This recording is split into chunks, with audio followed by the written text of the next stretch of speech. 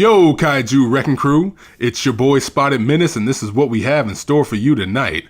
We're going to be discussing the state of Impact Wrestling after their Bound for Glory pay-per-view, Disney trying to make moves in the industry, and the often argued case for who's the greatest of all time in the NBA, LeBron or MJ. This is your HEELKAIJU podcast. We don't know where this monster came from. All we know is that he's angry and that he is here to destroy. You better watch your step. A crush warning is now in effect. Coming through, no regrets. The city's erect. Total devastation. The mission and its statement. Watching body y'all come with villainy for entertainment. We'll take a basic ride in the dirt, break his back and laugh at him with a smirk. Throw across the skyline, world champ 2 times. He's got the microphone, sit back and listen up. HEELKAIJU Radio, pull a chair and turn this shit up.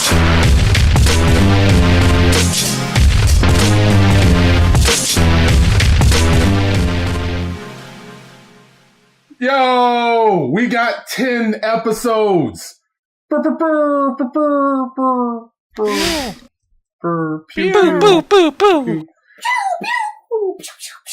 Yeah. Star Wars. See, we haven't learned how to put actual music and sound effects during the call, but we'll get there. We'll get ourselves a soundboard and everything. We'll be fine. We'll be fine. But as we said, 10 episodes. We are 10 episodes in, and I didn't think that we'd make it this far. Okay, I did. I honestly did, because I'm conceited and ambitious like that. But yeah, I am, as always, your host, Spotted Menace. Welcome to the HEELKAIJU podcast. I'm sitting here right next to my sister Daria. Say what's up, Daria. Hi, guys. She's always so chipper and fun.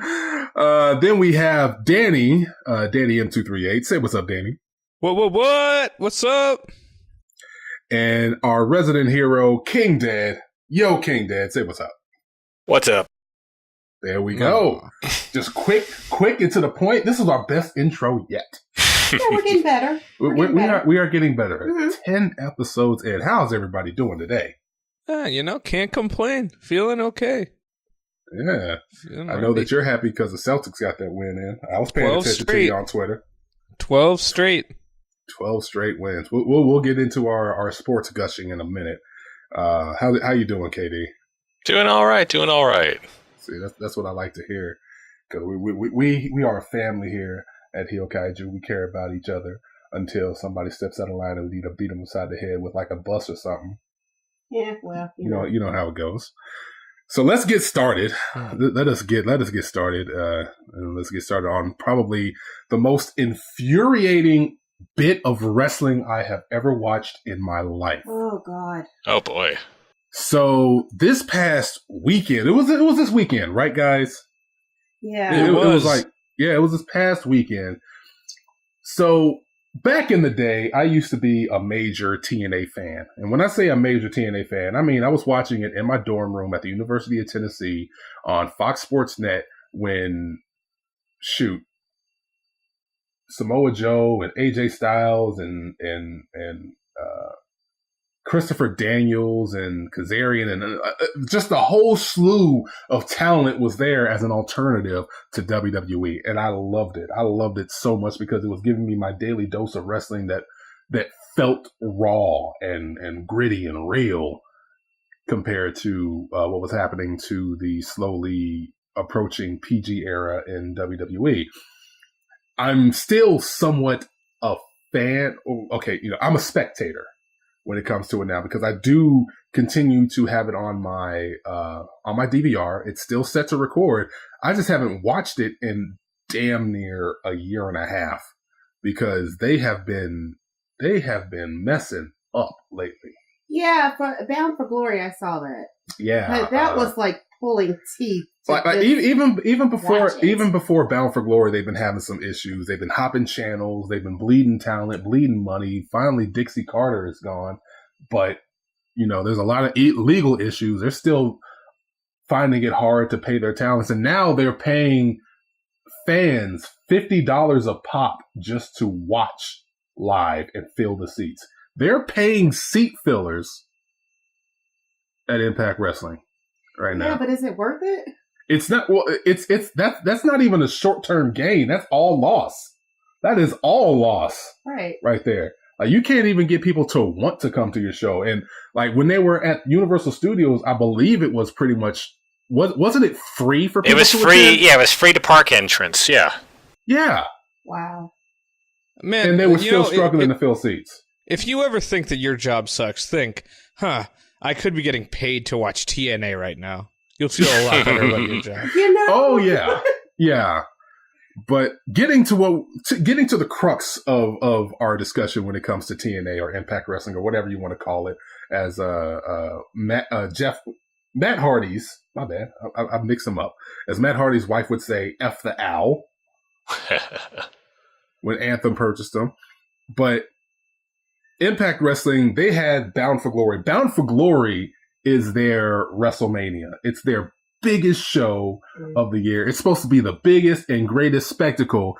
And we watched it from tape to tape, like right in from beginning to end. No skipping.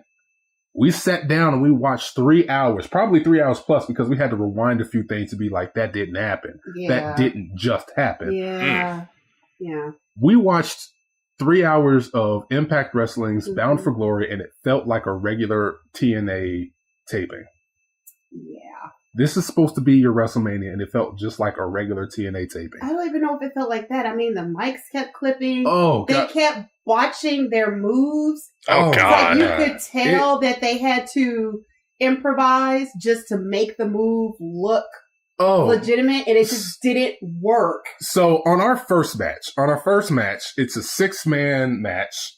I don't even want to bring up their names because it feels wrong, but I'm gonna pull that up in a second. But it's a 6-man match for their X Division title, which is supposed to be their Cruiserweight Championship. Yeah, right? I can read them off if you don't want to. Yeah, you can go ahead. You know what? That's going to be your job from here on out. For Okay, this all right. segment. Yeah, so it's X Division champion Trevor Lee defending against Desmond Xavier, Garza Jr., Matt Sydal, Petey Williams, and Sanjay Dutt.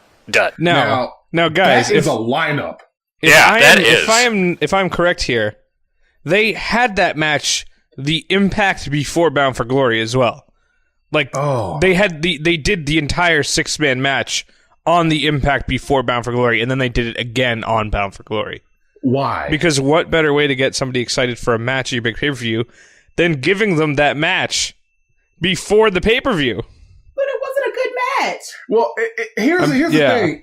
It should have been a good match because I love me some Sanjay Dutt. I love Petey me Williams. Matt Sydal. Hey, if we're talking about original TNA here, which we all have, that Team Canada with Petey Williams, Eric Young, and Bobby Roode hitting the Canadian Destroyer, I love to hate them. I love to hate them so much. Like Petey's Canadian Destroyer, I fell in love with that move the first time I saw it. I remember I saw it yesterday. Yeah. I remember being like 8 years old.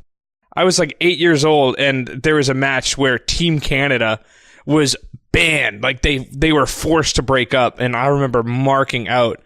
So seeing Petey Williams back on like the Bound for Glory stage with like another old timer, like who was it? Sanjay Dutt. Sanjay Dutt has been there forever. It's cool seeing those guys still in the matches and still being able to wrestle. Oh yeah. So that again, this should have been a great match, but there were so many segments in this match where you had to see. Okay, so Xavier, what was his name again? KD Xavier. Oh, Desmond Xavier. Desmond Xavier, who is good for this. He is good, but he ended up misstepping towards the end of the match where he had to do this corkscrew roundhouse kick. Oh, right. No, it was supposed to be hitting that corkscrew roundhouse kick on Matt Sydal off of a springboard. It looked amazing, but you had to see Sydal like all the way across the ring have to jump into the move because he was out of position. Right. Oh, jeez. Yeah, he literally had to run just so he could hit that move. Just so he could hit the move. And there was a lot of that throughout the whole event. But again, this match was okay. Petey Williams is back in Canada in a title match for the X Division Championship, which is like TNA's mainstay. They're the ones who are doing, or were doing, I should say, the Cruiserweight or X Division in such a great way. And this match just fell flat. And so many of the other matches did the exact same. but not just the matches. We go backstage, and backstage promos are basically supposed to be like these crisp and clean things in terms of audio quality.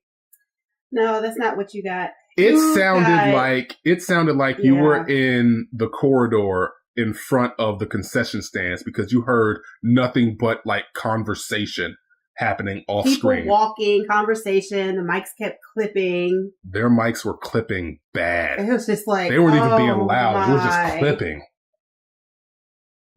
Hello? Hello? Y'all can't hear us? You cut out. Uh-oh. There you are. Now you're back. Okay. Oh, snap.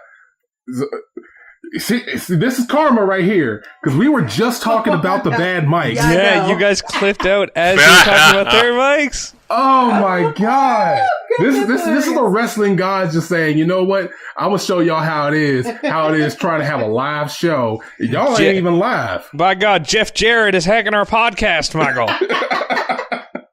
But yeah, it's their mics were clipping out. You could hear conversation like going off, like they were just in the corridors outside of the concession stands.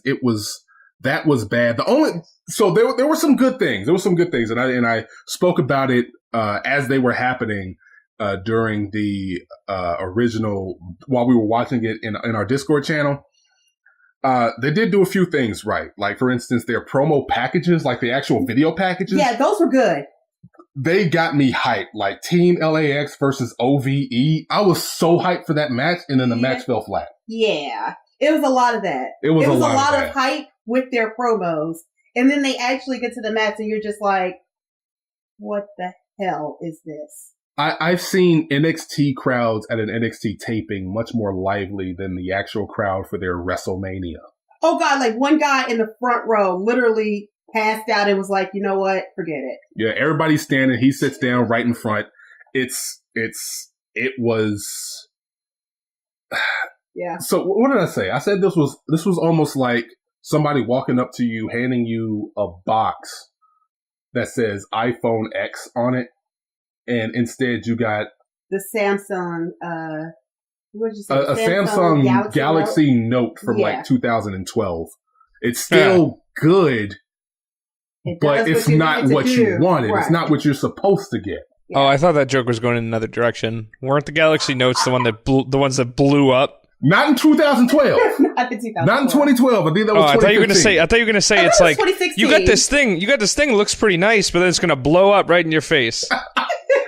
I'm not. It's not. It wasn't that bad. It wasn't. It wasn't so spectacularly bad that it was a train wreck you had to watch. It was just boring, and that's the worst thing that you can have for a wrestling show. Yeah, no, it was pretty bad. The most hilarious part was when Abyss was supposed to come out and wrestle, and under his promo name, it doesn't say Abyss, it says Allie. They put Allie's name in front of it and didn't change it. It did not change it. They kept it as Allie. They just kept it. Like we've seen those kind of technical difficulties happen with WWE or other promotions, and they'll quickly be like, "Ooh, snap!" and then put the right card back up. It's like, nope, it's just like Allie. It's just like Allie. That whole wave down was just Allie. It was Allie. And then when the promoters were announcing the wrestlers, they even messed it up. They were like, God. Schedule for. And they go silent for like a good 20 seconds, and they start right back up again. And then, Danny, I know you want to talk about this. Alberto El Patron. What was that about? God, that was so gross. It was equally gross and just nonsensical. This man shows up just coked out of his mind, sweating.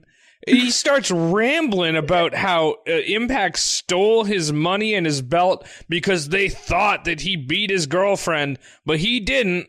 Which is, I'm watching this like, this is your Bound for Glory promo. First off, your big mistake is bringing him back in the first place. He should not be there. He is cancer. This man, I know KD hates him too. He's the worst. This man is terrible, and his promo was so bad. It lasted like 15 minutes. It Why? devolved into Why? him. It devolved into him yelling at Jeremy Borash for not returning his calls and text messages as the crowd is like silently booing him. Like there are very like light boos in the crowd from the 3 actual TNA fans that showed up. They're all booing him, and he's yelling at JB, going, "I oughta hit you right here." It's stupid. It didn't make any sense. It's like, you didn't return my call, and then he extends his hand in a handshake, and Borash shakes his hand. And is like, "But you shake my hand." It's like, bitch, you put your hand out there. What the fuck am I supposed to do? It was so awkward, and from that point on, listen, when you see Del Rio come back in a promo, right? He just comes back for a promo. That pretty much tells you, oh, well, shouldn't even watch the main event because we know what's going to happen now. We wouldn't just have him come back in a promo and not, like, shove him into our main event and ruin everything. But that's really he wrong. ruined that everything. Wasn't good. Even that was awkward. Like, the main event was actually pretty good. Eli Drake thought it was versus good. Johnny Impact, and then all of a sudden it got Del Rio'd It was up. like, oh god, why? Oh, let's not skip the very hilarious to me cage match between King Mo and Bobby Lashley and the heel faction of American Top Team, which to me as an MMA fan is just some team. I mean, they're very good. No, they're a very good team. Like they have very good trainers there. They have good fighters, but they're in no way a pro wrestling faction. They're just a team that fighters fight out of. And then I turn in Impact after not watching it for like a long time, and I see one of the co-owners of American Top Team cutting a heel promo with like UFC contender like Colby Covington behind him, and they're like. They're fighting Stephen Bonner.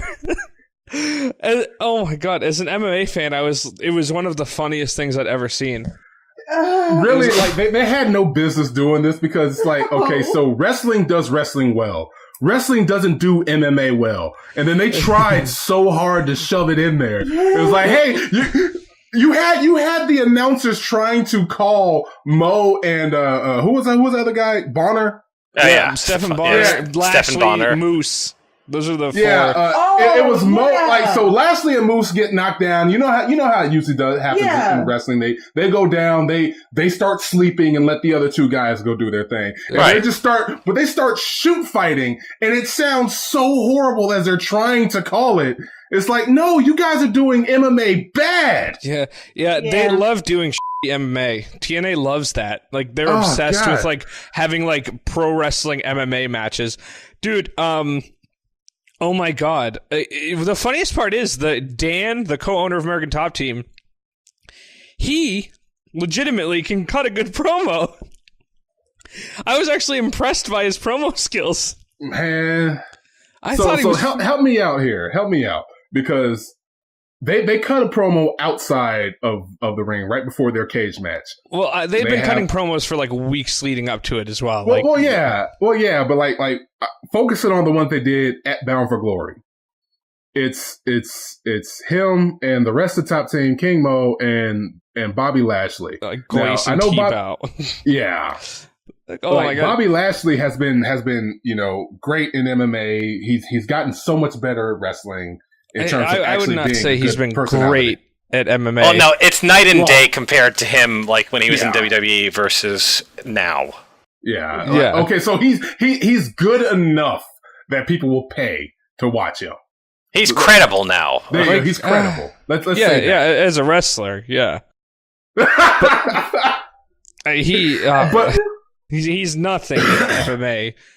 Like I can agree with that. But I didn't realize that the whole storyline behind this was that American Top Team convinced Lashley to leave wrestling, so now it's like MMA or the MMA team are like the heels, and the pro wrestlers are the good guys trying to bring Lashley back to pro wrestling. So like, that's what it was. I was trying to figure out why. Yeah, because that makes sense. The owner of American Top Team is the one who convinced Lashley to stick with MMA and not go to like pro wrestling. Yeah, then he's definitely a heel because I don't want to see Lashley do MMA. Yeah. Oh, the funniest part. It's so funny seeing these guys in there. One of the dudes in that whole American Top Team posse is like legitimately a top 3 welterweight, Colby Covington. And he just got like big booted to hell. Wait, no! Not only that, he had to do the Weasley heel thing when he was up against Moose, where he was like, "No, don't hit me!" Like, bitch, what?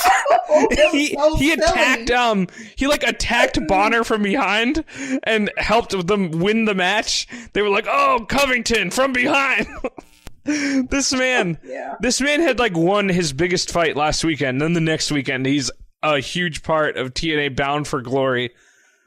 Oh my god. So yeah, Bound for Glory was overall a shit show. Yeah. Not a good one, a boring one. Yeah. That's what really got it, because like we struggle. The only good things that happened during Bound for Glory were their video packages leading up to some of the matches. Those were great. Those were actually pretty great. Got me hyped for these matches that turned out to be absolute dog shit. Yeah. And then it was Gail Kim winning. I think the way that they said it, and I have to double check the accuracy of this because this is TNA saying this. Yeah. But they said that Gail Kim was the first Canadian-born wrestler who won a championship in Canada. Yeah, they did say that. I don't know if that's true. I'm guessing in TNA. Yeah. Because they didn't. Here's the thing, though. They didn't offer up any qualifiers. No, they just said first ever. Yeah. They didn't say in TNA. They didn't say in wrestling. They didn't say in an American-based organization. Yeah, I mean, it has to be TNA. Yeah, they just left it kind of vague, so we're not sure. I mean, it has to be TNA, because I'm sure there's been some Canadians from WWE who have won in a WWE match in Canada. I'm sure that there are Canadian promotions that employ entirely Canadian rosters who have a Canadian belt. But, like, Gail Kim won, and I love seeing that, because that's something that WWE probably wouldn't have done. They'd have had her get her curtain call as they pushed a newer, younger star. And it's a toss-up as to which one is better. Yeah. Because, like, on the one hand, you, of course, push the younger, fresher talent. And Gail Kim says she's walking out the door after this. But on the other hand, this is a feel-good moment that, you definitely needed after the rest of your card looks like what it does. And it looks like crap.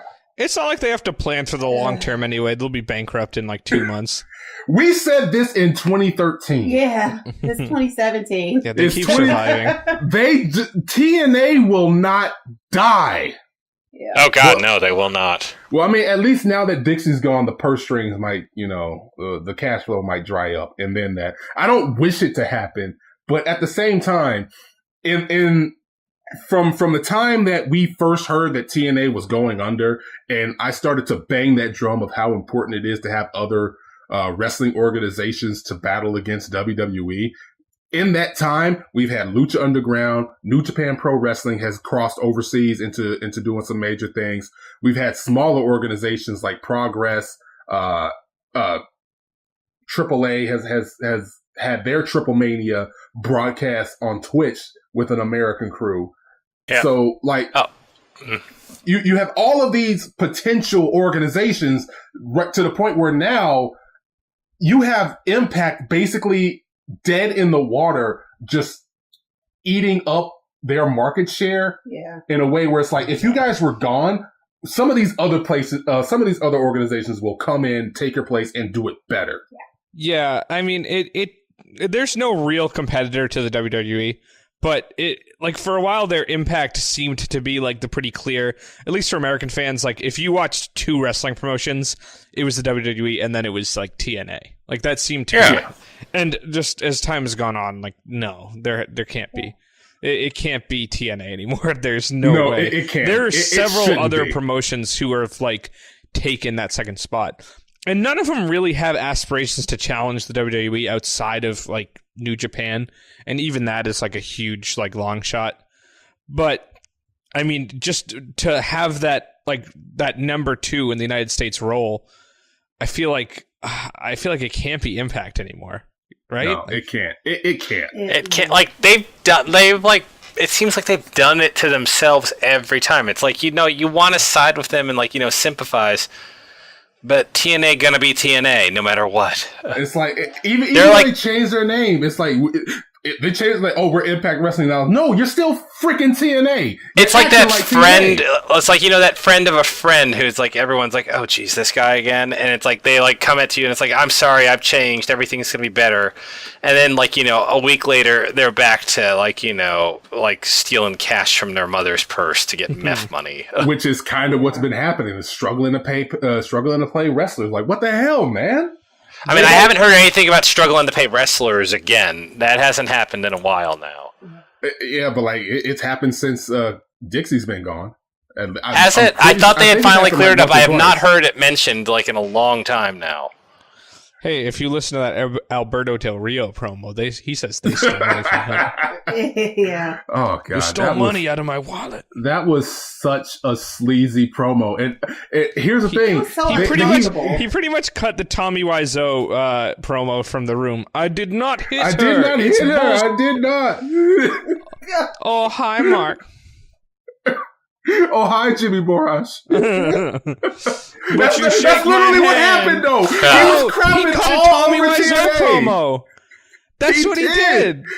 He literally did. Oh my god. He was running down all of TNA and how they did him wrong, and then out of nowhere he looks to the announcers and goes, "Oh hey, Borash." Yeah. And spent that whole time on him. Oh my god, I'm so happy that we realized he was just... you could have replaced him with Tommy Wiseau. And then, I mean, at least you would have had someone to cheer for. Yeah. Yeah. Because at least with Tommy Wiseau, it's just like, okay, we know he's trying, or is he trying? He's just a blunder that is endearing. He's an endearing blunder. That's what Wiseau is. But with Alberto Del Rio, it makes you feel greasy. It makes you need a shower. Oh, he's just scum. He's not good. He's bad. No, he's just needs to stop. He's a bad guy. guy. So getting off of Impact, because I haven't watched it. I want to... One final point before we get off of this. I wanted to give them the benefit of the doubt by watching this whole thing from beginning to end. And I wanted to say that maybe, just maybe, the reason why I wasn't able to really get into this is because I didn't know what was happening leading up to Bound for Glory. But here's the problem with this. This whole crew, all the Heel Kaiju, we have watched Triple Mania apropos of nothing and got into it. We have watched New Japan. We watched their G1. What was their most previous one that we just finished watching? Oh, Power Struggle. Power Struggle. We just watched the G1 and Power Struggle. Again, knowing absolutely nothing about what was leading up to these particular matches and got into them. So this is all on Impact. I know. All on Impact. I can't even give them the benefit of the doubt, and I can't say, well, maybe. Nope. A huge loser of the entire Bound for Glory pay-per-view was Eli Drake, who's a talented guy who can cut a good promo, is a decent wrestler. He has a good look, and he comes out looking like the biggest chump out of all of them. Like all of them. Like that's how you treat your champion on your WrestleMania. That's how you treat him? Yeah. Jeez. Anyway, moving on. We're going to talk about somebody coming back, which is a major plus. Paige.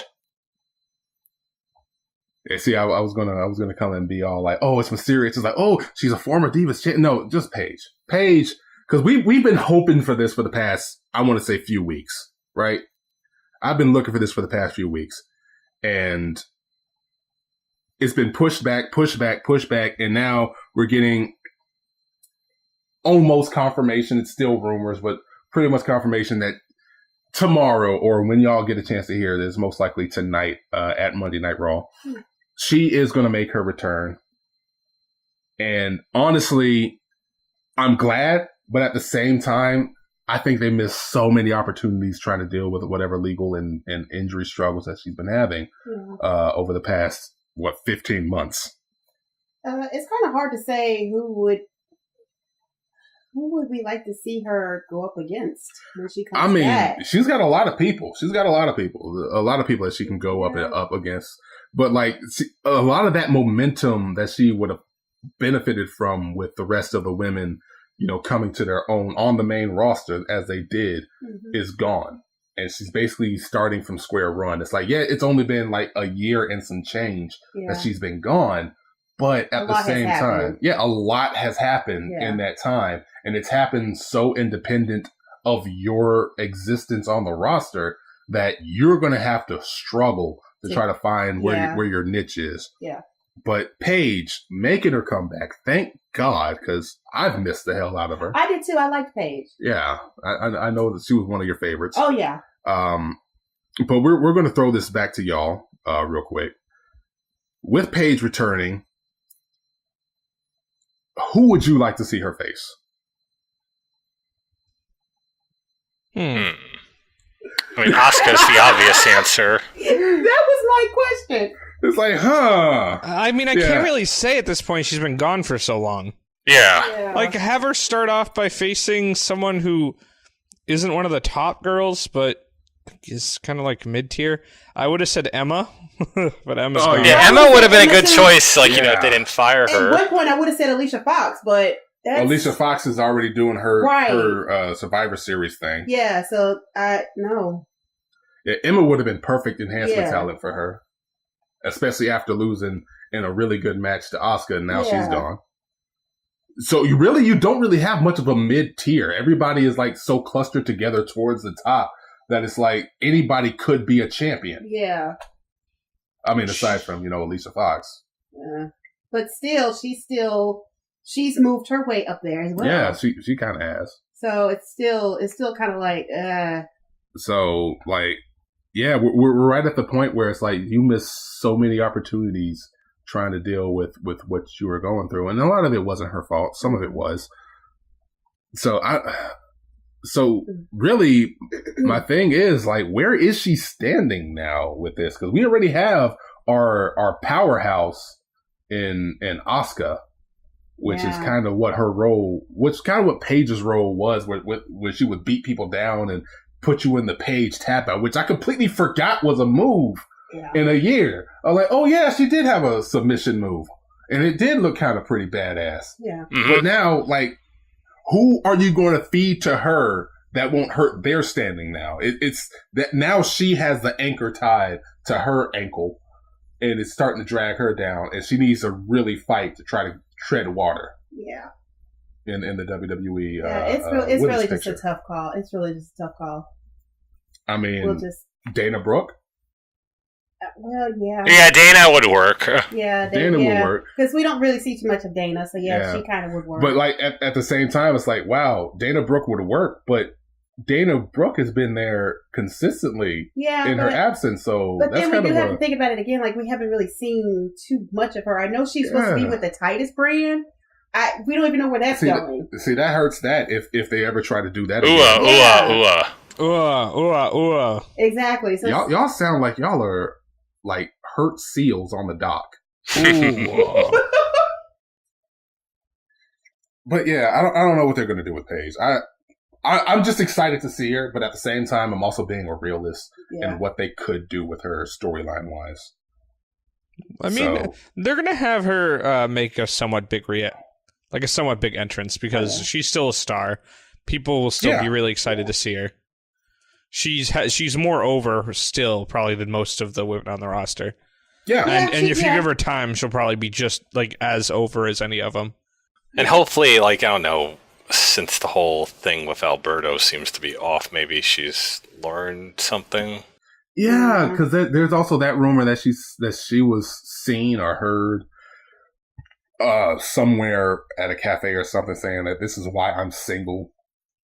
In reference to, like, some of her girlfriends. Because that's why she was married to Del Rio. No, not married. Engaged with a weird finger tattoo or something about his. I hope she got away from him. He seems like a really awful man. Yeah, it's like she's only 25 years old. Yeah. She's like, she's not even at her prime. Man, 25 though? That just reminds me how long it's been since we've seen her, because it used to be like, Paige is only 22 years old. Yeah. And it's been some time. Yeah. It's been some time. But again, I'm excited. I know there's a lot of people who are excited. It's just as a writer, as somebody who likes to weave stories and narratives and like that, I'm just struggling for what they can do with her that won't have an adverse effect to somebody else's momentum. Because again, she's been gone for so long that now whatever she does is going to feed off of somebody else's steez. Just a little bit. Yeah. I mean, I would say that a cool match to set up someone in the future would be like Paige versus Asuka. Oh yeah, that would be a good match. Yeah, like I don't know what Paige's wrestling looks like right now, but just in terms of like what would get people excited, I feel like that one would do it. Okay. Asuka comes out and is like, who's next? You know, the old Goldberg thing, and then Paige comes out. That would actually be a cool thing to do on Raw. I feel like it'd be a little too early, but if Paige were to come out like when Asuka is like asking for challengers, that'd be awesome. Honestly, I think tomorrow is the worst time to bring her back, because like if they did it last week in England, it would have garnered such like a massive it would have been just pop. madness. And if they do it next week instead of this upcoming Monday, you already have Survivor Series over, so you don't have any of that, any of the Survivor Series storyline there, and you could set up for the next one. And they should do it after Survivor Series. Yeah. So, but like this one is like, okay, it's right before Survivor Series. What do you do? Yeah. So, tomorrow, keep an eye out. If it happens, great, because it's still technically just a rumor. So it hasn't been confirmed by WWE.com, but it's been rumored. It's at various sites that it is going to be tomorrow, and I've been waiting for it. So if I ended up seeing her, hey, I'm a pop all the same. But moving on from that, last week we did talk about the fact that Chris Jericho and Kenny Omega is going to be at the January 4th Wrestle Kingdom 11 or 12? 12. Wrestle Kingdom 12. Thank you. Wrestle Kingdom 12, Kenny Omega versus Chris Jericho is going to be an amazing match, but it's one of those fantasy matches that we're going to see. And I know that, what was it, last year they tried to pull that fantasy gone real when it came down to Goldberg versus Brock Lesnar again. Oh, yeah. And everybody was like, it's fantasy gone real in that it's just a video game. And they've used it to promote their video game, funny enough. But this wasn't a fantasy that everybody was like, oh my god, this is making me cream my wrestle pants. No, it wasn't one of those kind of fantasies. So I'm opening this up to y'all, to you, KD, to you, Danny, and even to you, Daria. Who is your fantasy matchup? Could be anybody in their prime. Anybody who's never faced before, anybody who's like dead. Give me your biggest fantasy matchup. Oh, I mean, Daniel Bryan versus Nakamura. Damn. Yeah. KD coming out right out the gate. Yeah. My God. Oh my God. I mean, it's the match he desperately wanted himself. Like, that's the match Bryan wanted. Yeah. Holy crap, yeah. I'm gonna catch some flack for this one. I'm gonna catch a little bit of flack for this one because I'm speaking Redacted's name into existence. I kind of, outside of, if this never happened, if what he did never happened, Daniel Bryan, Chris Benoit. That could have been a hell of a match. Like, if what happened didn't happen and he was still able to wrestle. Yeah. If what happened didn't happen, I would have. It's a CTE on a pole match, Moggle. Oh God! Oh my God! Wow! Go in the corner. Wow! Oh no! You say this on the Sabbath? My God! Danny, hurry up and cleanse our palate. I can't. I'm gonna let it pass me by. I need to recover. Wow, that raised the temperature of the room right now. I'm sweating. That was bad. KD, we call you our hero, and every week, you're just like, nah, I'm a tweener. like, forget this face. Straight up tweener. It's like, hey, I'm gonna shake your hand and then go, hey, remember Chris Benoit, CTE? Yeah, put that in your brain. Damn.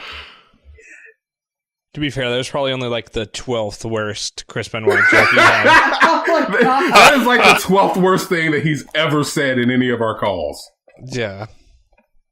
That's both thankful that he's never said them on air, and also kind of sad that it's only the 12th worst. Oh yeah. Okay, so I'm probably gonna be like completely out the box. Go for it. But I would. It probably wouldn't even work, and it's probably silly. Go for it. I would love to see Asuka and Nia Jax. Yeah, that could be good. Honestly, Asuka versus Nia Jax, was it just at a regular NXT taping, or was it at a takeover? I think it was. That was a regular one, because Nia Jax fought Bayley at a takeover. But this one, I think they did that at a regular NXT event. And from what I recall, it was a pretty great match, because it really told that story, because like, this was before they started really publicizing her streak, but they were still talking about the fact that she was undefeated, and she was going up against Nia Jax, who was equally as undefeated, I believe, at the time. I think. Yeah, that sounds right. Yeah, and it was a knockdown drag out, and Asuka like barely got away by the skin of her teeth. Yeah, I think that would be it. So I you know what, I would love to see Asuka and Nia Jax too, or like actually having them put the effort behind it, unlike what they did with Asuka with Nia Jax and Bayley, where they didn't put any effort behind it that they had at Takeover. It wasn't. So I'll take that. So KD's got Daniel Bryan, Nakamura. I got Daniel Bryan, Benoit. You got Nia Jax, Asuka. Danny, you still haven't given us yours.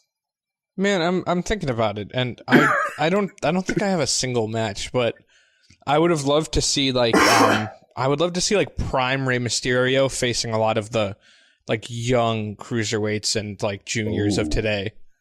Oh like yeah. If you put like that 90s Ray into like the New Japan like juniors division, like oh my god.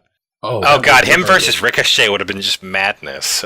Speaking of, I would love to get Neville over there too. Like well, he's got to get out from under WWE's thumb, because chances are that's going to happen. Yeah. But speaking of, even though Ray is nowhere near his prime now, if you do manage to go hop on YouTube. Go to WCPW's channel and catch Ray versus Will Ospreay at the World Cup. That was a great match. That was a great match for Ray in his twilight career, in the twilight of his career, up against somebody who's like, you know, right at the cusp of their prime. Yeah, because I think Ospreay is like under 30 still. I think he's 29. But yeah, you know, having Ray have matchups against the guys now, because Ray is kind of like the Jordan of the cruiserweight division, in the fact that without Ray, there would not be a cruiserweight division in the same way that it is right now, in terms of the way that they wrestle. Yeah, I honestly believe that. Also, just like another like dream matchup that like this seems like a pretty basic one, but if you could somehow get like. If you could do Tanahashi versus Cena. Oh god, yeah. So that would be a hell of a match. That would be so good. Now, would Cena be able to see the air guitar? Oh my god.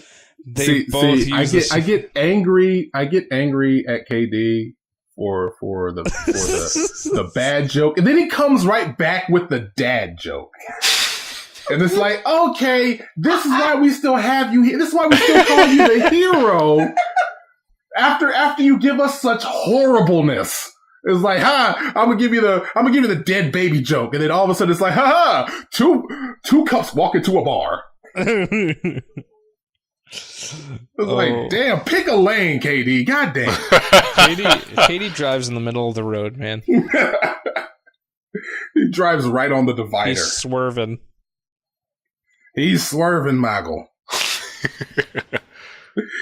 All right, but that's the end of our wrestling news. I'm starting to think that we should start segmenting these just a little bit. That's why that's what we're experimenting with. We're 10 episodes in. We can still experiment. Damn it, that's what we can do. But moving on to our more entertainment news, Disney, the mouse, is coming at your neck, or at least he was for about a good 30 minutes.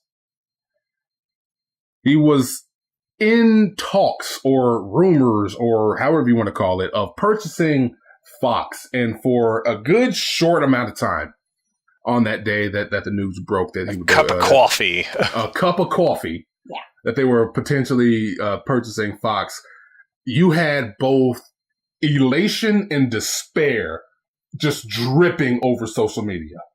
I wonder why that is. Well, because like you don't want to have just like you don't want to have a small amount of companies covering and having like such a big piece of the as an anti-capitalist and against like that level of media consolidation. Yeah, I'm totally against it. At the same time, I mean, you start putting your dream projects together when it's going to happen, even if you are disgusted by the idea. It's one of those things. It's like, ew, but what if? That's literally how it was. It was like, oh man, this sucks, man. Disney gonna buy Fox, but who would they cast as Storm? Yeah. That's I mean, I would not want it in a day, but I'll waste an hour like thinking about who could do what now suddenly with that. Yeah. Because like Fox ain't doing nothing with it. No. Yeah.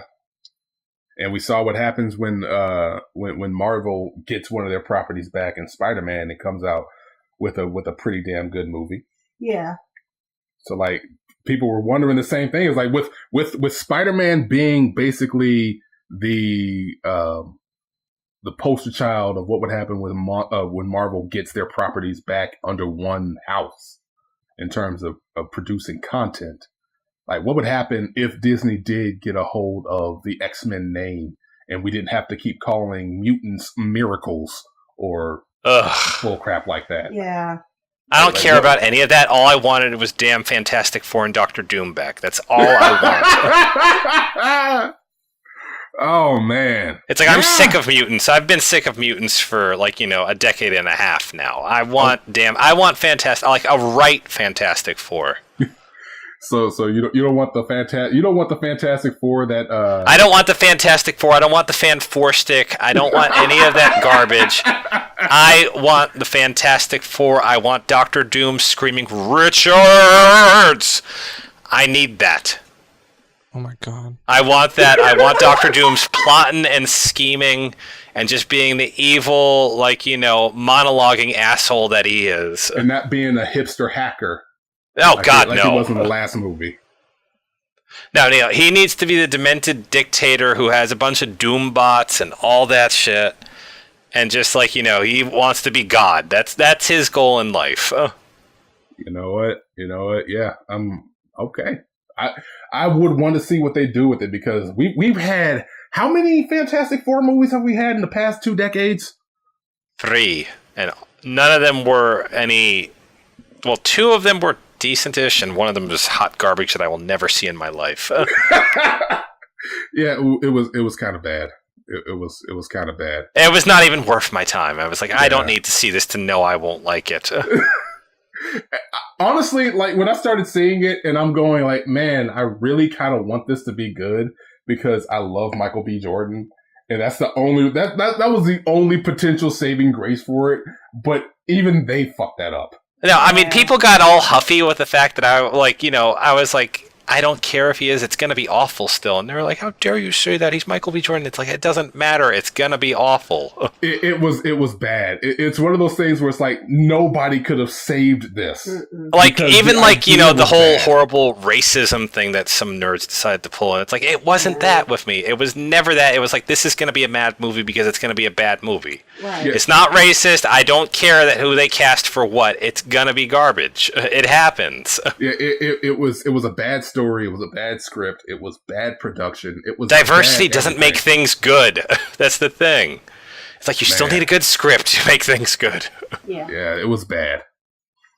But we have an update. Another little change to Disney is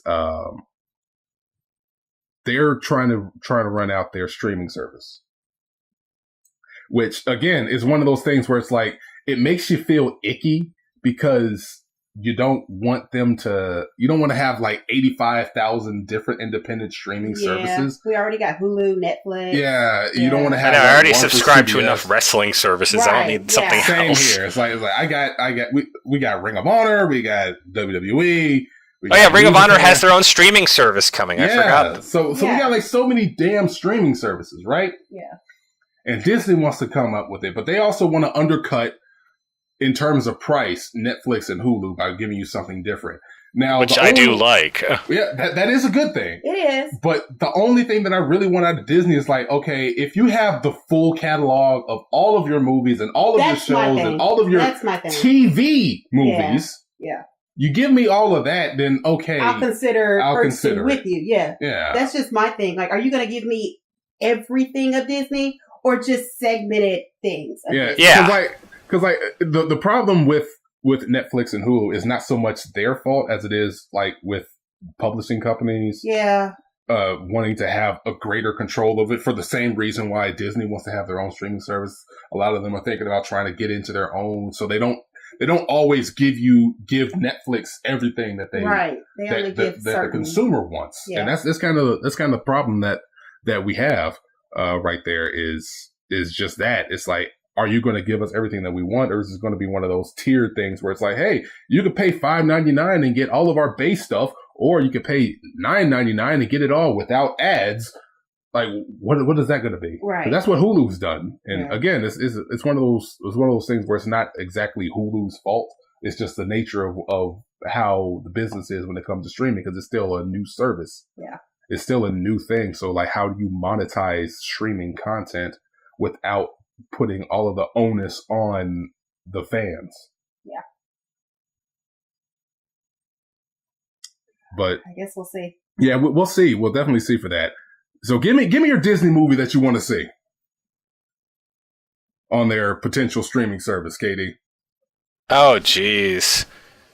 I'm not gonna say it because it's out of morbid curiosity, and I haven't seen it since I was a little boy.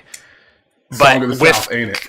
Yes, with context. Like, it has to be presented with context. That's the only way I'd want to see it. But like, I know I saw it as a little boy, and I need validation of that fact. You know what? Okay, so you may not, you don't remember it because you were at Curtis. I basically remember the Brer Rabbit bits, and that's it. But I know I saw it in the theater. I am almost 100% positive I saw it in the theater. Now, see, you were lucky enough to see it in the theater, possibly.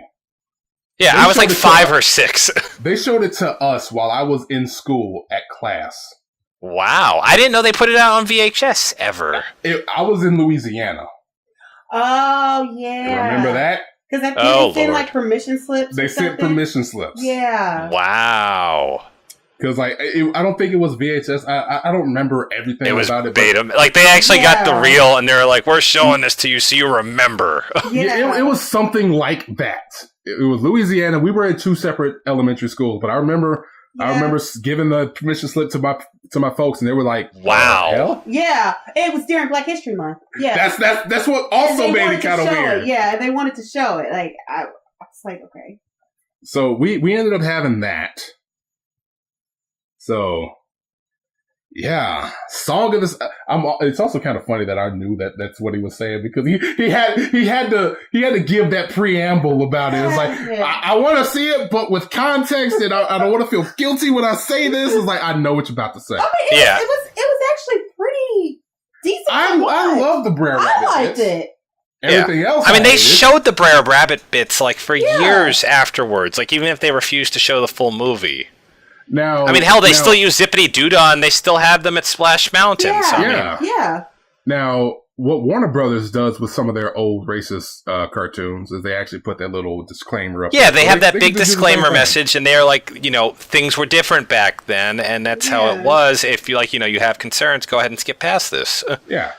I mean, I know Disney has no intentions of ever doing a physical release, and I'm not going to fault for them for that at this point. Yeah. But a digital release presented with context, have a documentary going along with it, talk about some stuff. That would be perfect. Maybe start a conversation to go along with it. Yeah. I'd be game for that. I mean, just to so everyone will shut up about it, basically. Yeah, I agree. Yeah. That would work. Song of the South. Yeah. My God. My goodness. Moving on with that. Thank you, KD. But moving on with that, Justice League comes out this upcoming Friday. I'm stoked. I'm ready to go for that. I'm really happy for that because I've seen a few people who've already screened it, and critics that have talked about it, and they haven't spoiled anything, thank goodness, but they did speak about it, and they said that it was ultimately a good movie, if a little bit flawed.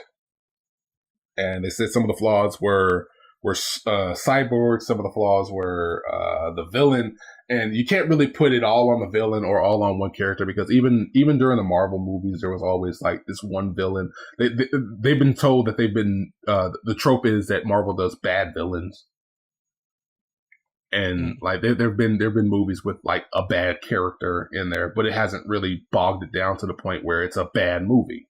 Mm. So this is really kind of keeping me optimistic, hearing that there are some issues with it, but it's not too bad. Honestly, they said it was a little bit of fun, which is something that they needed, because Batman versus Superman was, oh my God. Oh God, that was like, oh God. I don't even want to go back to. Hey, here's the sad part. Wonder Woman came out. Watching Wonder Woman pissed me off over again with Batman versus Superman. Yeah. Because it was like she could have did this all along. What the hell was going on with Batman versus Superman? They nerfed her to hell in Batman versus Superman, because like once you saw Wonder Woman, it's like, wait, she could have did all of this, and y'all don't have her do y'all. She could have been the one to kill Doomsday with the damn kryptonite spear. Why does Superman have to do it? You idiots! But we're hearing some good or decent things about Justice League, and right now the only thing we can really hope for, let me get that out, is decent nowadays when it comes to these DC movies. And even though like I'm kind of excited to watch it, I'm still kind of not, because I've seen the trailers. I've seen like a lot of trailers from when they released it at Comic-Con all the way on, every single iteration of the Justice League trailer. And every time I've seen it, it's comparing it to some of the more recent Marvel movies. For instance, Thor Ragnarok, which was excellent in my opinion. They're still falling under the trap of making everything look so dark and dirty and gritty in terms of not just in terms of tone, but in terms of color palette. And I'm getting tired of seeing content, whether it's movies or video games, where they try so hard to tell you that we're dark and gritty by actually making it look like I'm watching a movie through a piss filter screen. Oh God, yeah. Yeah. Yeah. Because like Thor Ragnarok was bright and colorful. Yeah, it was fun. And it was fun. And I hate Thor. Yeah. Or at least I hate the previous two Thor movies. Never really liked them. No, this one I good. absolutely loved. It was bright, colorful. It drew me in. I loved the world. I loved the atmosphere. I loved everything about it. And then I look at the trailer for Justice League, and everything is like browns and yellows and blacks and grays, and it's like, wow, that's okay. That's what y'all have to show me. So how are y'all feeling about the upcoming Justice League release? Are y'all gonna see it? No.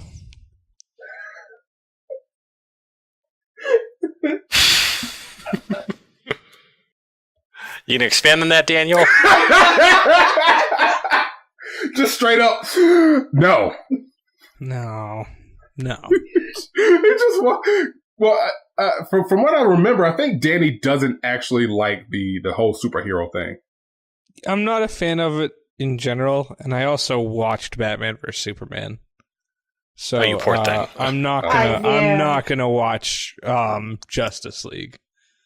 No, I'm not gonna reward Justice League for what they did to be a Batman versus Superman. That's pretty much where you're at. It's kind of like that, though. Yeah. Honest. Because like Batman versus Superman had everybody stoked and then gave them nothing. Suicide Squad had everybody stoked and then gave them nothing.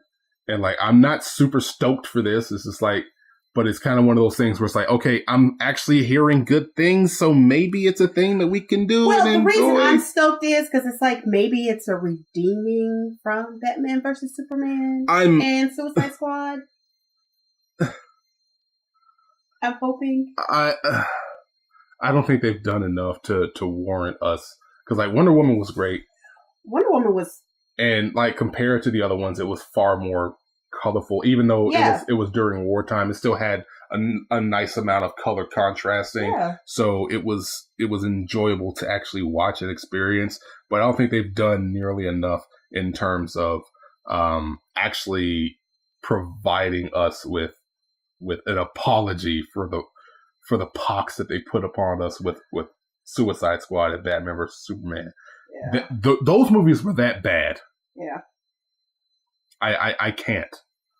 So I can't give them the benefit of the doubt yet, but we're gonna watch it because that's what we do. We gotta get our review chops up. Yeah. So that's something we have to do. But yeah, Justice League comes out Friday. Go ahead and debate whether you're gonna get the tickets. I'm not gonna tell you to go see it yet. I'll let you know. I'll let you know then. But moving on, Danny. Yes. I know you're going to be happy about this one. You know me.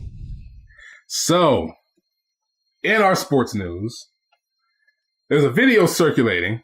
Yeah, you heard that deep breath of his. There's a video circulating from First Things First on Fox Sports 1 with Nick Wright. My favorite. Settling. Yeah, your favorite guy, Nick Wright.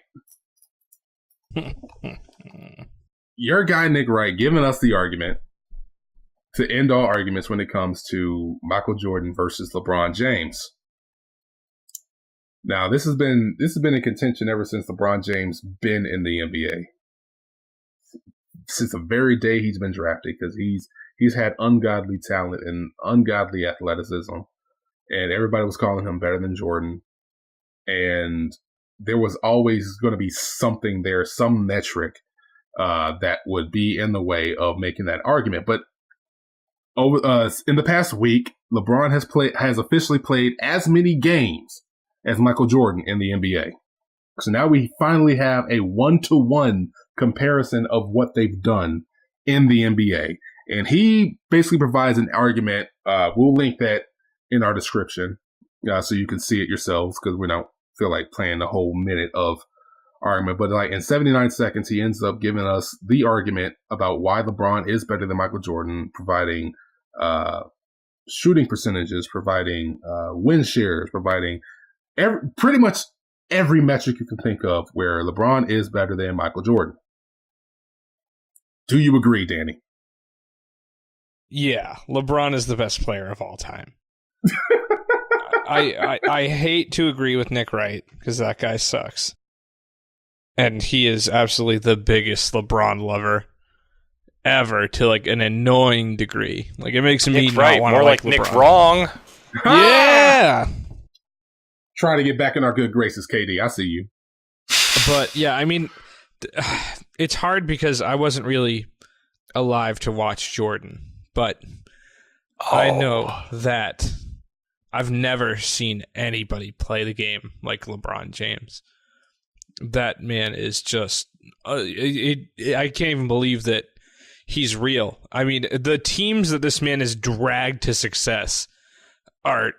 I can't even believe it. That 2007 Cavs team, that they got swept in the finals, but you look at the players that were around him. That was in his fourth year in the NBA.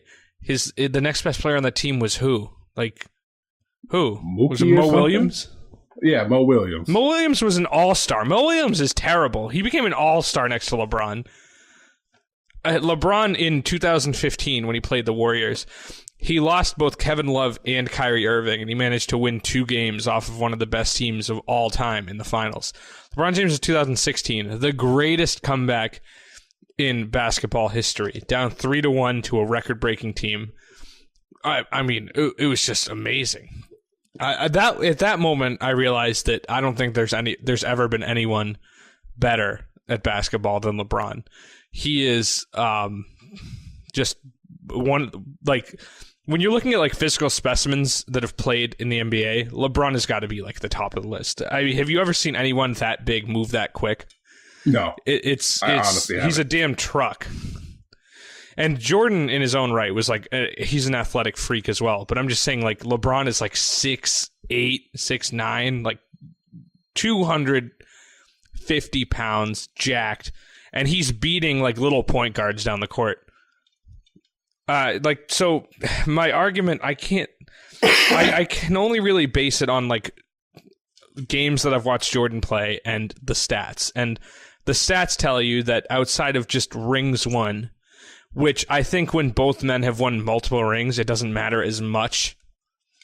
LeBron is like the superior player. He really is. Now, we actually spoke briefly about this last night. Primarily the fact that, one, I've gotten to the point where I went from absolutely loving LeBron to hating LeBron to admiring LeBron. I started off, ever since he's been in the league, I was a sort of LeBron stan, despite being, a Bulls fan since day one. This is a Bulls fan household. I can show you right now the DVDs and VHSs that we have of, Michael Jordan, either taped from when we were overseas watching him play AFN, or, those specialty ones like Airwalkers, stuff like that. A lot of those. So, like, we are major Jordan stans. We are Bulls fans. We love the team. Well, I do. My sister's a Spurs fan, of course. But despite all of this, I was a major fan of his because he is an amazing, once in a lifetime specimen that you get to watch play in the NBA. And then the decision happened. And when that happened, when I was slightly more immature than I am right now, still kind of immature, but whatever, slightly more immature than I am right now, I, grew from liking him to outright hating him. Oh, yeah. Especially considering that was right around the time that the Bulls were starting to come up into their own as well, which would have made me hate him even more. But, that decision happened. And on the one hand, yeah, he was in the wrong in the fact that the owners and the coaches and the players that he played with didn't know, and they only found out what his decision was the same way that we, the fans, found out. And I thought that was pretty unprofessional. Not nearly as bad as, straight up hating him like I did at the time, but it was unprofessional. And even he was like, you know what, I made a mistake with that. And he gave up his, apology for that years later. But on the other end, one thing that I started to learn more and more as I consumed sports media is fuck loyalty. Yep. Loyalty, like, forget the love of the game, because the game don't love you. Like, you are the product. And you are not beholden to any owner or any coach whatsoever. It's what you want and you can do. It's what your agenda is. And his agenda was, okay, I need to get a ring. And him teaming up with other all-stars is not a bad thing. It's literally what you're supposed to do as a player. You putting a particular caveat behind me succeeding is you romanticizing the game. The game is a business and it is a game. All that other stuff doesn't matter. I, as the player, am supposed to try to succeed, and I need to find the path for me to succeed. And if that means me leaving Cleveland and going to Miami, which it did, that's what happens. It meant him going from Miami back to Cleveland. That's what it meant, and that's what happens.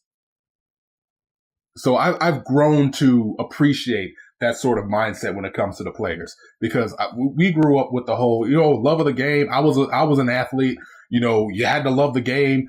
You don't celebrate because you got to act like you've been there before. All of those platitudes that permeated sports in all of its glory don't mean dick. Because if you're getting paid money to win games, that's the only thing that matters. And you are an employee and the product at the exact same time. So you need to do what's best for you. And that may seem like a strange thing to say because there's a lot of people who pull there's no I in team. And yeah, when you're in high school, when you're in college, when you're playing intramural, when you're just like on the court playing pickup, yeah, go for it. There is no I in team. There's still no I in team once the ball tips or once the puck drops or once the first pitch is thrown out. There is no I in team when you're playing the game. But when it comes down to it, I got to get a paycheck because I can't get paid off of love of the game. Me getting rings gets me a better contract. I can't get paid off of just love of the game. So I got to do what's best for me in the end. And I don't mind somebody like LeBron or somebody like Derrick Rose or somebody else just saying, you know what? Will this help get my guap up? So I've grown to appreciate that. And then comes the admiration when it comes down to LeBron James. The fact that he's doing a lot of the stuff that he's doing off the court, both his social activism and a lot of the other projects that he's doing off the court is something that he does. And in comparison to Michael Jordan, we remember Republicans buy shoes too. Jesus, yeah. If we're talking about a best human contest, it's not even goddamn close. Yeah, it's not. Yeah. And I still love MJ. I still want to see him. Yeah, I mean, MJ captivated the world. Like LeBron's never gonna do that level. Not like that. No, because there's so many people like that out there. I mean, like there'll never be another MJ like at that level with level of personality. I mean, LeBron tries, but like MJ is just at such a different level. I mean, there was a lot more viewers and everything else back then. I mean, there was no internet for us to complain on. Yeah.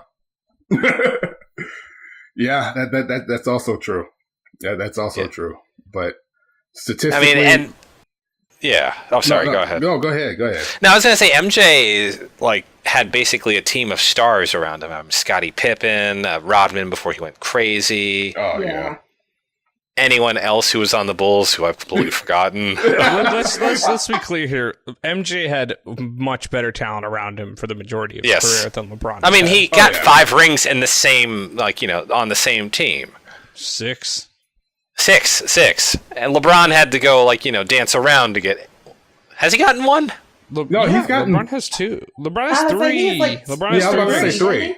Yeah, he's got 3 rings. LeBron has made it to more NBA Finals than MJ has, but he's lost consecutively. LeBron has made it to 7 straight, I believe. Is it 7 or 8 now? I think it's. Shoot. I think Don't it's ask 8. me right now. I completely forgot. No. He's a perpetual bride. He's been to 7 consecutive, 8 total, I believe, because he's 3 and 5. So he's been the bridesmaid more often than the bride. Yeah, but he's still won 3 rings. So it's like in that case, it's like. You look at some of the teams that have made it to the finals, and he was like, you could also bring up the teams that LeBron has played in the finals as being better than the teams that MJ has played in the finals. And if I think that's an argument to make. What, you don't think the Utah Jazz was the Utah Jazz are the team that sticks out. They're very good. And Karl then Malone. You also had the Sonics at the time, which were like one of the better teams out there. True, but were they as good as like the 2014 Spurs? Stuff like that. That's what I'm saying. The Bulls. That's something that you have to have an actual comparison with at the time. Teams LeBron lost to, that. I don't even think you should count that first finals loss because he was so young and he dragged an absolute team of nobodies up against the Spurs with Tim Duncan and Tony Parker and Manu Ginobili and Popovich, all these legends. In the middle of the Spurs super heavy 2000s run. I mean, the one finals performance that you can really get on LeBron about was 2011 when he really just played terrible against an inferior Mavs team, Yeah. The Heat should have won that. But he came back the next year and had like the best season of his career and won the finals easy. You know, like these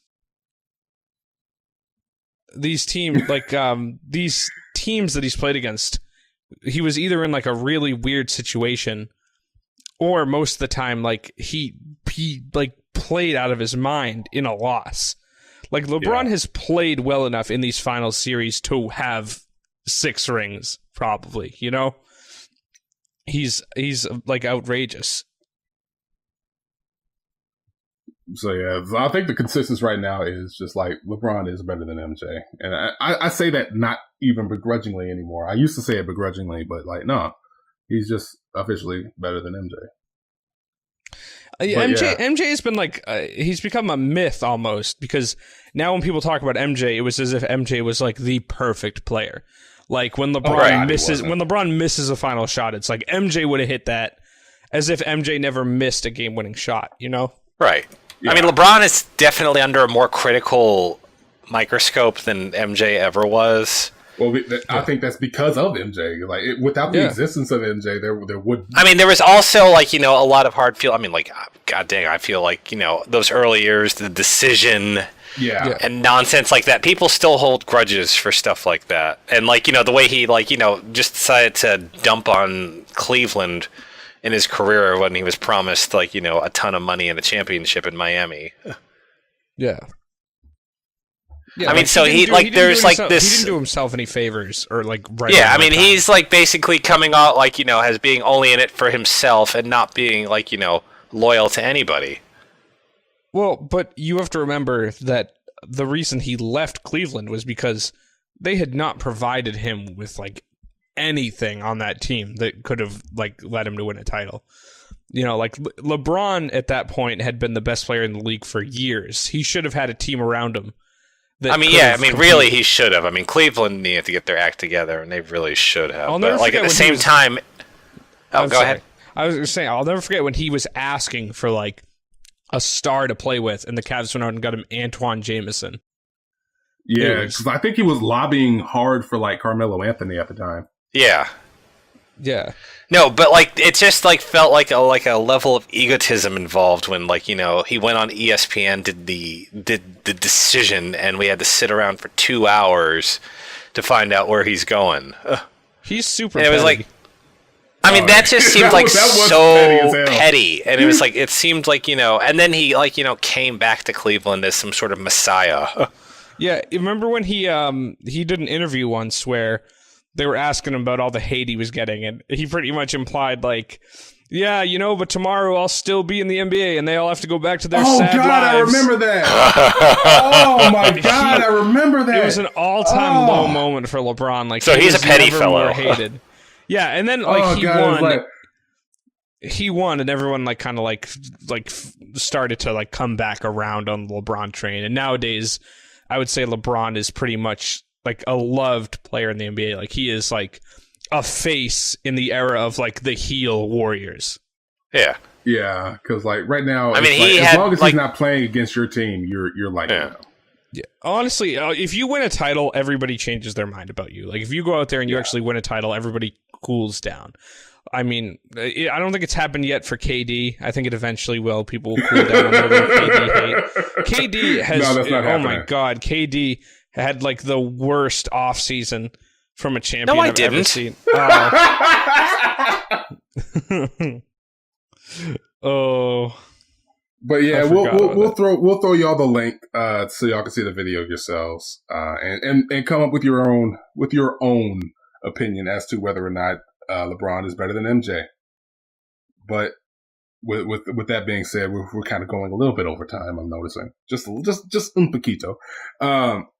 But before we head on off, before I send it over to Daria to send us off, we're 10 episodes in. What do y'all think we've learned in those 10 quick episodes? Quickly, give it to us. Or not. We're a team. We are an awesome team. I don't know about awesome. We're like the Bad News Bears. You're the fun sucker. You know that? Bad News Kaiju. We've learned that that KD has a very dirty mind. I think we knew that, though. Yeah, I'm trying to. We already knew that. Yeah. What? I'm a good guy. That's what that's what the bad guys want you to think. It's like I'm a good guy. Yeah, he thinks that he's justified. But yeah, I'm getting better, I think, at the sound quality of some of these calls. Learning to get us all hooked up a little bit better, a little bit easier than we were before with all of the technical difficulties that we used to have. I'm glad that I haven't had to put that elevator music in for a section because, our call just dropped off. Glad that hasn't had to happen again. I'm learning to do better at my research. I got to get better at my research. Yeah. Just a little bit. But after 10 episodes, I am thankful for having my crew here, even if they aren't in the call right now. I got to give my shout outs. Dingo was there from the very beginning. We got to get him in one of these calls in the future. I got a shout out to Blue Mage, Triple L, my guy, my brother. I got to give it to him. Daria, of course, sitting right next to me, making sure to keep me honest while we're doing all of this. Danny, thank you again for, all that you've done. And KD, of course, being our day one here, never missing a day. We love you, dude. Hopefully we'll have 10 or 100 more of these kind of things coming out. And of course, shout out to y'all, the listeners, however many there may be, whether it's 1 or 1,000 or 100,000, we don't care. As long as you guys keep clicking on us and keep listening, we're going to be here for y'all. And we just hope that we're providing y'all with something that you guys enjoy. So, Daria, go ahead, take us away. As always, you can catch our podcast on iTunes, link in the description below, or at the website at HEELKAIJU.com. There you can find our shows, articles, and our merchandise to help keep this site up and running and to keep us providing you with content. You can also join the Kaiju Wrecking Crew by following us on our Twitter account at HEELKAIJU, where we'll provide any updates, developments, and insights. Thanks again for listening, and remember to keep smashing. She actually finger gunned. I did. I did. You should have seen it. I did. It works. I did. We'll catch y'all later. Deuces. Bye. Peace out.